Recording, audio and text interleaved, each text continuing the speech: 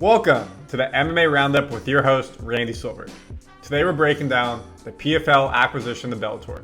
This isn't the first time there's been a massive purchase of one MMA organization for another.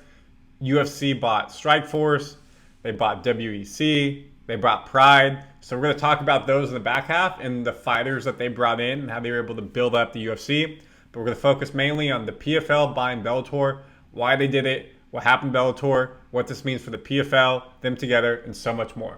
Let's dive into it. Donn Davis is the founder and CEO, co-owner, so many hats in the PFL. This is what he posted on his LinkedIn. Let me read it to you. Professional Fighters League forms global powerhouse in MMA. PFL acquires Bellator MMA in the industry transformative deal. PFL is poised to become an MMA co-leader. Notice he says co-leader. He understands they most likely will not take over the UFC. They do, will be a long time away, but co-leader. We're going to be 1B to their 1A. The MMA industry changed for the better today. Better for fans, better for fighters, better for commercial partners. PFL has acquired an incredible number of top fighters through the Bellator acquisition, and our combined fighter roster is now equal to the stature of the UFC. PFL and UFC both showcase rosters that 30% comprise of fighters who are top 25 world ranked in their weight classes per Fight Matrix rankings. So for each weight class, we're going to say featherweight, lightweight, flyweight, welterweight, bantamweight, light heavyweight, the UFC and the PFL, including Bellator now, each have 3% of the top 25 world ranked fighters in that respective weight class. So that means 40% are outside of PFL and UFC. It could be one, it could be another organization, but that's big time. So they're saying our talent level is matching UFC, which is a big draw of UFC.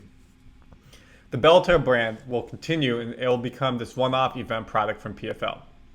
PFL will launch a reimagined Bellator product in 2024, the Bellator International Champions Series. So they're saying Bellator will still be a name, most likely in Europe, that's where they're going to do it, host single events.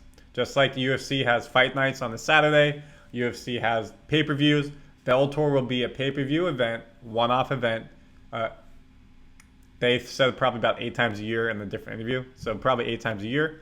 Of course, the PFL itself is a season-long, like a traditional American sports, where you have regular season, playoffs, and then championships. The Bellator Invitational Champion Series will consist of 8 major fight events, there you go, each year hosted in great cities across the globe, and each Bellator event will feature 2 compelling co-main events competing for championship belts. So most likely they will be keeping the Bellator championship belts, so that person or people will be competing for the Bellator title in each division. The PFL platform now has 5 live fight franchises with 30 premium events year-round product to serve fans and media partners. So PFL League season, so the regular season. PFL pay-per-view super fights, that's Francis Ngannou and Jake Paul, which they have not done yet, will start in 2024. PFL Challenger Series, this is their developmental league. So just like Dana White Contender Series, PFL Challenger Series, the same thing. PFL International Leagues, so they started one in Europe, PFL Europe. They're starting PFL Australia, PFL Latin America, PFL Middle East and Africa. So now that you have all these different PFLs in the Bellator International Champion Series. PFL, as a fan-focused organization, will stage a landmark mega event in 2024, PFL Champions versus Bellator Champions. So you have the winner of the PFL Championships, which, by the way, are happening this Friday in Washington, D.C., versus the Bellator champions. Now you can get some crossover there. They also said that Bellator fighters can move into PFL if that suits them better. PFL fighters can move into Bellator if that suits them better. And with the PFL international leagues, once they have a standard league across each continent they want to do it on, they will create a Champions League of PFL. Just like Champions League for European football. The best teams in England play the best teams in France, best teams all throughout Europe play each other for the best team in Europe. They're going to do a best individual fighters of each continent who wins their respective PFL International League and will compete to be the best person in PFL. So a lot of exciting things happening here for the PFL. The results of PFL for 2023. They have 30% viewership gain from the last year. They have 16 million views from PFL 1 to PFL 9, 1 billion social digital impressions, 425 million social digital video views. 100,000 people are averaging viewing their stream events. 411,000 are viewing their TV events, and 311,000 are viewing their TV events on linear television. So they're doing a pretty good job with their building. It's been 4 or 5 years. When we look at PFL as a company, how are they distancing themselves apart? Years of existence, they've only been here 5. Of course, UFC celebrating their 30 years this whole calendar year. What sets them apart? Emerging Fighter Series, they have it. Dana White's got the Dana White Contender Series. Check. International regional leagues. No, UFC is just one big competition. Again, PFL is putting stuff on respective continents. Pay-per-view fights. Now PFL will have it. Check. Technology. They have data odds, AI score. They have the cameras on the referees, so they're saying they're more technologically advanced. Helps with viewership. Fighter diversity. Fighters across 25 countries. And then here, again, now they can say that they have the world rank top 25, a good mix at 30%. Bellator was really lagging, not have a lot going on. Donn Davis went on the MMA Hour with Ariel and talked about what this means. One story, again, go to the links on Twitter. You can listen to it. Actually, let's see if we can play it for you. Give me 1 second. Fighters. Interesting. You're all in the pool. Okay. Certain fighters like to take one of our own fighters, Showtime Pettis. You know what? That seasoned product wasn't great for him. He's probably better fighting twice a year on a one-off event, just to take one of our own. Fans love him. He can get ready for that. The season's too hard at this stage of his career. That season's the toughest test in MMA. He'd probably be great on that product. So whether you're a Bellator fighter or a PFL fighter, we'll talk to managers and fighters and say, what's the best product for you, and what's the best product for those fans? So that's really interesting. He's saying that about one of his best fighters, one of the most notoriety fighters. Technically, he's not the best. He's not in the finals, but very popular fighter. 4 fights a year, potentially 3 fights in the training camp year round. Pettis is in his mid-30s now, I want to say. Just a lot for him to have to deal with in training camp. Maybe he's better for the Bellator International Series where he fights 2 big fights a year, something like that. So now there's options versus just having to do this regular season. And then, of course, Bellator fighters, maybe they want to come over and do it that way. That would have to be before the season starts, right? So it would be the ones who are crowned champions on Friday, correct? Yes, ideally we'd like to make it in the first quarter because the season starts in April, and we're going to try to launch the reimagined Bellator in March. So we'd love to do that event in February if we could. Now, barring health of all the fighters. Sure. Because we want that to be the best card possible. But we'd love to do that in February if we could. Massive. So what he's saying is February 2024, which is only 3 months from the acquisition, Bellator champions versus PFL champions. So the PFL championship this Friday, November 25th in DC.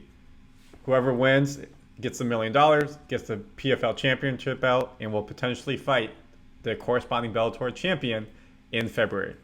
Of course, if the fighters are healthy, safe, everything goes with it. Let us look at what the matchups would be. Ryan Bader, Bellator versus Renan Fira or Dennis Goldslav. Gonna be Bader for sure, one of the top heavyweights in the world. Light heavyweight, Vadim Nemkov versus Impa Kasanganay and Josh Silveira. I would love to see this matchup. I think whoever wins from Josh and Impa has a really good chance in that match. Middleweight, there's no middleweight in PFL. Welterweight, Jason Jackson versus Sabdu Sai or Magomed Magaduri Kai. I'm not sure about this. I don't know much about them, so I'm going to hold off. Usman Nurmagomedov versus Clay Collard or Olivier Aubin Mercier. I would love to say OAM. I think he's the best one out there. I mean, Usman looks next level. He's suspended for steroids, so can he fight? We'll have to find out. Featherweight, Patricio Fiera, who they say is one of the best in the world, versus Jesus Pinedo or Gabriel Alves Braga. Have to go Patricio. And then nothing in bantamweight flyweight for PFL. Featherweight, Chris Cyborg versus Mauricio Pacheco or Marina Molchin. You have to say Pacheco's going to win again. We'd love to see that. We'd also love to see Kayla Harrison fight against Chris Cyborg as well. So there's a lot of good talent coming from Bellator. We'll see how they match up against PFL. If the PFL is able to do it, it'll be fun crossover. Now, UFC versus PFL. Let's talk about that. UFC is obviously the biggest out there. Number one, PFL's goal is to try to become co-main, co-lead. Bellator is now gone. So Bellator 1, who was in that? Jorge Masvidal, yes. Eddie Alvarez, yes, who's now in Bare Knuckle Boxing. Of course, Jorge Masvidal was the BMF champion in the UFC, has his own MMA organization now. Other fighters you see right here, just scrolling through. So there are some legends in the sport who were in Bellator 1. So it's a sad day for them and what they helped build. Of course, we just ended with Bellator 301, where Pettis' brother fought. He lost. Now he will be here in the PFL. So you could see both Pettis playing on the same card, which would be cool. Top 10 fighters in Bellator history. 1, Patrick Reed Pitbull. 2, Joe Warren. 9, 8, Vitaly Mikhanov. Andrei Koreshkov. 6, Eddie Alvarez. 5, Ben Askren. Yes, he was really good here before he went over to Asia, won, and then went to UFC and got knocked out by Masvidal. Ryan Bader, who we already talked about. Douglas Lima. Michael Chandler. Bellator legend. Lightweight champion there, long time, moved to UFC. Patricio Pitbull has been running it up. The only man to beat Chandler. UFC bought Pride. This really started UFC be going a rocket ship. Pride was big in Asia. UFC was starting to build up in North America, US. Who did they bring over? Look at some of the names of these fighters. Let me zoom in for you. Fedor Emelianenko. He never really fought in the UFC though, which sucked. Mikro Flipovich. Mark Coleman was big. Josh Barnett was big. Ken Shamrock was really big. Mark Hunt. Fabricio Wortham. In the middleweight, Wanderlei Silva. Mauricio Shogun. Rua. Quinton Rampage Jackson, he was massive, former champion. Alistair Overstream was there for a long time. Royce Gracie. Anderson Silva, of course, a former champion. Chuck Liddell, former champion. Victor Belfort. Just massive. And again, these were middleweights at the time. Not anymore. Welterweight, Dan Henderson, champion. Lightweight, Nick Diaz, obviously the brother of Nate Diaz. Nate Diaz, obviously the brother of Nick Diaz. Nate was a bit young. But you can see Jans Pulver as well. Just massive future or current UFC Hall of Famers, legends of the sport. So top 15 fighters acquired from Strikeforce. So first they did Pride, took that over. Then Strikeforce was coming up in the mid-2000s, let's say early 2010s, and they bought Strikeforce. Who did they get out of that? Nick Diaz. So yes, he came over, went somewhere else. Now he got brought back in. Gilbert Mendez was a big time, and now he's ESPN commentator. Dan Henderson, one of the hardest punchers ever in the UFC. Alistair Overstream. So again, he left, came back. Antonio Silva, Muhammad Kingmo Loyal, Tim Kennedy, Fedor Emelianenko, so again twice, Jason Miller, Gerard Musai, Fabricio Wortham, Paul Delaney, Rano Jokera Sura, who is still around the UFC, Rafael Calvicente, and Robbie Lawler, who just got inducted into the UFC Hall of Fame. So big time, and that's how UFC in that time just cements itself as the #1 MMA organization. And finally, they bought WEC. That was more for lightweights, featherweights, that division. And they brought them in and filled out that division to become who they are. They used a 25-foot cage, so they took that away and made sure to stay at 30. WEC fighters now got full paydays. Job losses, we brought over Brittany Palmer. Ring Girl, still there. We had amazing fighters come over. California Kid, Uriah Faber, plus other people. Filled out the weight classes because UFC didn't really have the flyweight and the bantamweight. They were able to make weight classes coming together, form their own lightweight so they weren't split. Less cars on television. Some of the best fighters to ever come out of the WEC. Jose Aldo ran train, was the champion for the longest time until McGregor beat him. California Kid Uriah Faber.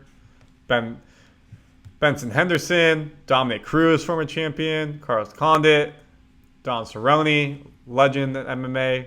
We talked about Anthony Pettis, had an unreal knockout there. Joseph Benitez, Brian Stone, yes, the bad guy, Chael Sonnen, Mike Brown, and just Club Sonson, Korean Zombie. So many people that you know in the UFC came out of WEC. And that's how the UFC is really able to build themselves up, become this big behemoth of an organization. And that's what PFL is going to be trying to do. So that is your overview of the PFL purchase of Bellator. Comment your thoughts. And of course, we dove into UFC, some of their purchases. Are you happy about this? Are you sad about this? This is good for fighters. It's bad for fighters. Love to hear everything that you're thinking. And of course, let me know about the video. Come back here, MMA Roundup, for more MMA videos. And we have other sports on the channel, Randy Silver TV. So go ahead and like and subscribe. We'll see you at the PFL Championships Friday. Come back here. We'll have full videos for you.